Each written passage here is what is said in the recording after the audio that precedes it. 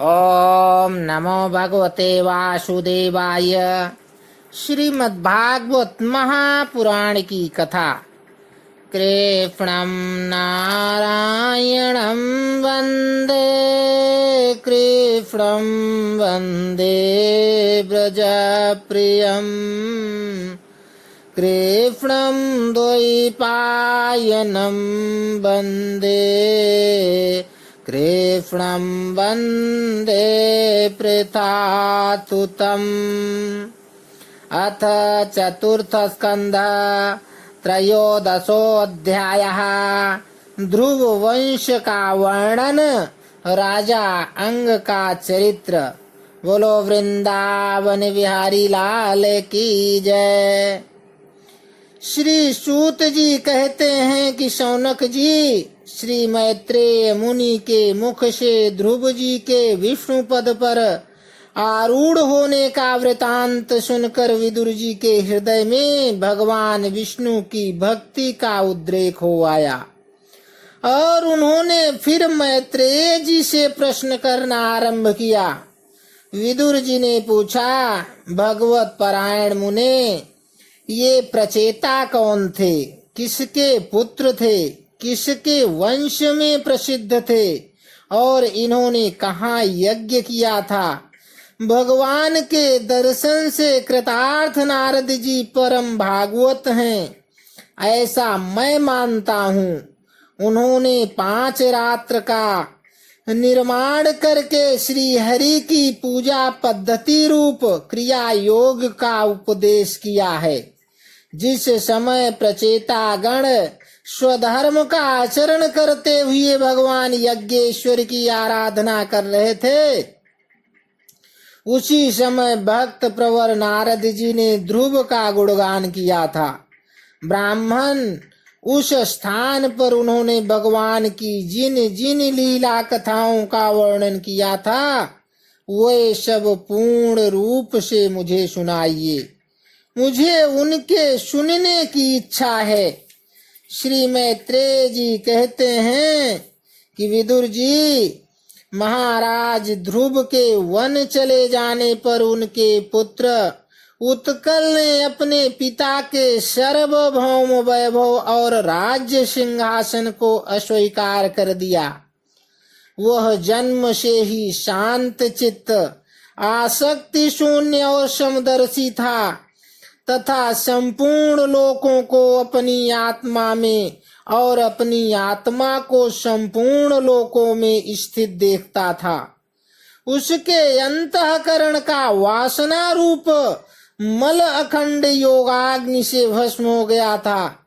इसलिए वह अपनी आत्मा को विशुद्ध बोध रस के साथ अभिन्न आनंदमय और सर्वत्र व्याप्त देखता था। सब प्रकार के भेद से रहित प्रशांत ब्रह्म को ही वह अपना स्वरूप समझता था तथा अपनी आत्मा से भिन्न कुछ भी नहीं देखता था। वह अज्ञानियों को रास्ते आदि साधारण स्थानों में बिना लपटकी आग के समान मूर्ख, अंधा, बहिरा, पागल अथवा गूंगा सा प्रतीत होता था। वास्तव में ऐसा था नहीं। इसीलिए कुल के बड़े बूढ़े तथा मंत्रियों ने उसे मूर्ख और पागल समझकर उसके छोटे भाई भ्रमी पुत्र वत्सर को राजा बनाया। वत्सर की प्रेयसी भार्या स्वरवीथी के गर्भ से पुष्पाण, तिग्मकेतु, इस, ऊर्ज, वसु और जय नाम के 6 पुत्र हुए।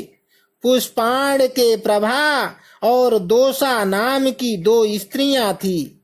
उनमें से प्रभा के प्रातः, मध्यम दिन और सायं ये 3 पुत्र हुए।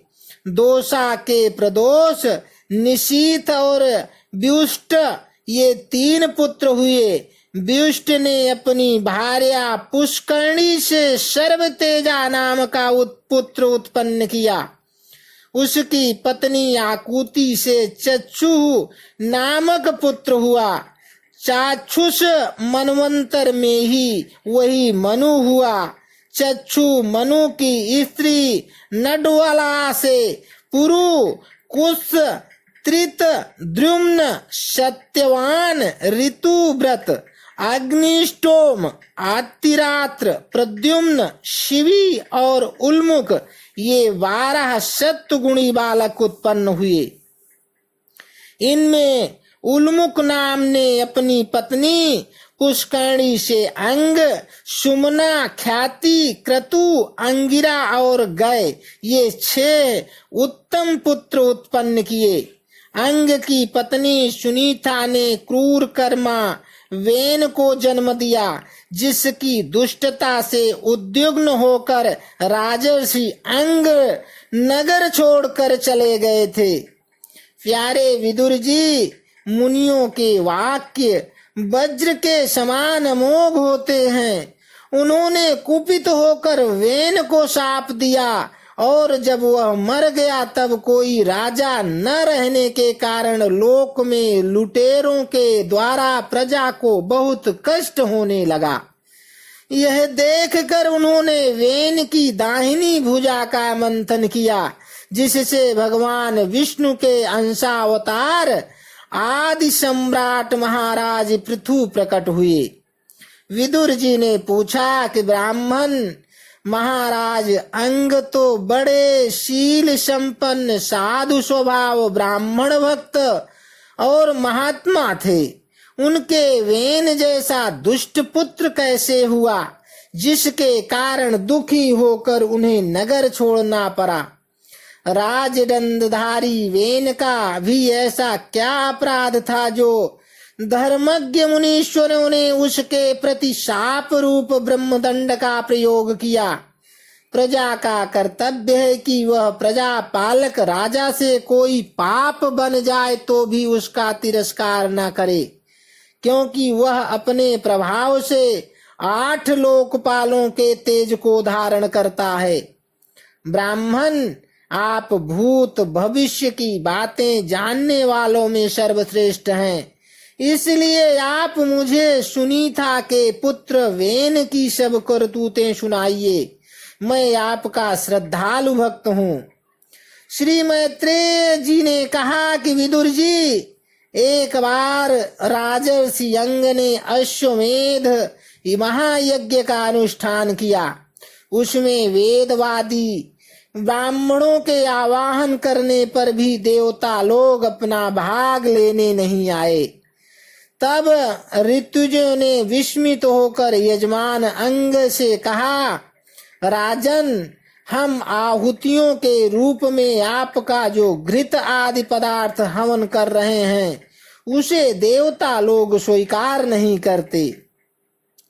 हम जानते हैं आपकी होम सामग्री दूषित नहीं है, आपने उसे बड़ी श्रद्धा से जुटाया है तथा वेद मंत्र भी किसी प्रकार बलहीन नहीं है, क्योंकि उसका प्रयोग करने वाले ऋत्विजगण याजकोचित सभी नियमों का पूर्णतया पालन करते हैं। हमें ऐसी कोई बात नहीं दिखती कि इस यज्ञ में देवताओं का किंचित भी तिरस्कार हुआ है। फिर भी कर्माध्यक्ष देवता लोग क्यों अपना भाग लेने नहीं आ रहे हैं? श्री मैत्रेय जी कहते हैं कि ऋतुजों की बात सुनकर यजमान अंग बहुत उदास हुए। तब उन्होंने याजकों की अनुमति से मौन व्रत तोड़कर सदस्यों से पूछा, सदस्यों, देवता लोग आवाहन करने पर भी यज्ञ में नहीं आ रहे हैं और न सोम पात्र ही ग्रहण करते हैं। आप बतलाइए, मुझसे ऐसा क्या अपराध हुआ है? सदस्यों ने कहा, राजन, इस जन्म में तो आपसे तनिक भी अपराध नहीं हुआ। हाँ, पूर्व जन्म का एक अपराध अवश्य है, जिसके कारण आप ऐसे सर्वगुण संपन्न होने पर भी पुत्रहीन हैं। आपका कल्याण हो, इसीलिए पहले आप सुपुत्र प्राप्त करने का कोई उपाय कीजिए। यदि आप पुत्र की कामना से यज्ञ करेंगे तो भगवान यज्ञेश्वर आपको अवश्य पुत्र प्रदान करेंगे। जब संतान के लिए साक्षात यज्ञ पुरुष श्री हरि का आवाहन किया जाएगा, तब देवता लोग स्वयं ही अपना अपना यज्ञ भाग ग्रहण करेंगे। भक्त जिस जिस वस्तु की इच्छा करता है, श्री हरि उसे वही वही पदार्थ देते हैं। उनकी जिस प्रकार आराधना की जाती है, उसी प्रकार उपासक को फल भी मिलता है। इस प्रकार राजा अंग को पुत्र प्राप्ति कराने का निश्चय कर ऋतुजों ने पशु में यज्ञ रूप से रहने वाले श्री विष्णु भगवान के पूजन के लिए पुरोडास नामक चरु समर्पण किया। अग्नि में आहुति डालते ही अग्निकुंडा से सोने के हार और शुभ्र वस्त्रों से विभूषित एक पुरुष प्रकट हुए। वे एक स्वर्ण पात्र में सिद्ध खीर लिए हुए थे। उदार बुद्धि राजा अंग ने याजकों की अनुमति से अपनी अंजलि में वह खीर ले ली और उसे स्वयं सूंघ कर प्रसन्नता पूर्वक अपनी पत्नी को दे दिया। पुत्रहीना रानी ने वह पुत्र प्रदायिनी खीर खाकर अपने पति के सहवास से गर्भ धारण किया। उससे यथा समय उसके एक पुत्र हुआ। वह बालक बाल्यावस्था से ही अधर्म के वंश में उत्पन्न हुए अपने नाना मृत्यु का अनुगामी था। सुनीता मृत्यु की ही पुत्री थी, इसलिए वह भी अधार्मिक ही हुआ। वह दुष्ट बेन धनुष बाण चढ़ाकर वन में जाता और व्याघ्र के समान बेचारे भोले भाले हरिणों की हत्या करता। उसे देखते ही पुरवासी लोग वेन आया कहकर पुकारते। वह ऐसा क्रूर और निर्दयी था कि मैदान में खेलते हुए अपनी बराबरी के बालकों को पशुओं की भांति बलात् मार डालता। बेन की ऐसी दुष्ट प्रकृति देखकर महाराज अंग ने उसे तरह तरह से सुधारने की चेष्टा की, परंतु वे उसे सुमार्ग पर लाने में समर्थ न हुए। इससे उन्हें बड़ा ही दुख हुआ। वे मन ही मन कहने लगे, जिन गृहस्थों के पुत्र नहीं हैं, उन्होंने अवश्य ही पूर्व जन्म में श्री हरि की आराधना की होगी। इसी से उन्हें कुपूत की करतूतों से होने वाले असह्य क्लेश नहीं सहने पड़ते, जिसकी करनी से माता पिता का सारा सुयश मिट्टी में मिल जाए, उन्हें अधर्म का भागी होना पड़े, सबसे विरोध हो जाए, कभी न छूटने वाली चिंता मोल लेनी पड़े और घर भी दुखदाई हो जाए। ऐसी नाम मात्र की संतान के लिए कौन समझदार पुरुष ललचावेगा।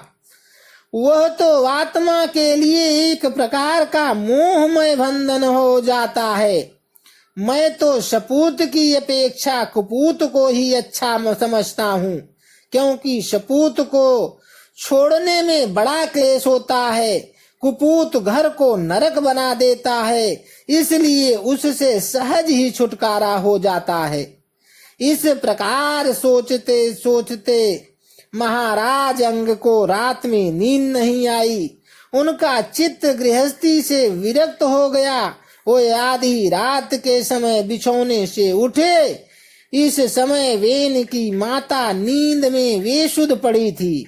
राजा ने सबका मुंह छोड़ दिया और उसी समय किसी को भी मालूम न हो, इस प्रकार चुपचाप उस महान ऐश्वर्य से भरे राजमहल से निकलकर वन को चल दिए।